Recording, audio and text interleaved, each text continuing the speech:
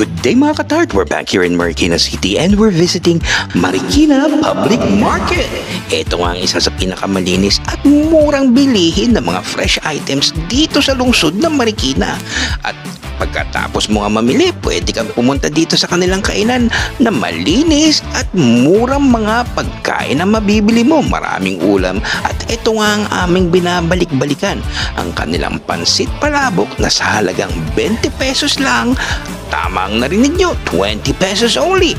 Ay siksik na sa laman, sahog at napakalasang sarsa ng palabok. Kaya yan ng mga katarto, pwede mong i-dine in or take out gaya ng ginawa namin. Ang sarap niyan at marami pang mabibili dito. Mura, sariwa at maraming local delicacies na mabibili gaya nito mga kakanina at napakaraming food items at non-food items din na lokal dito sa Pilipinas. Kaya ano pang iniintay nyo? Pumunta na dito at mamili sa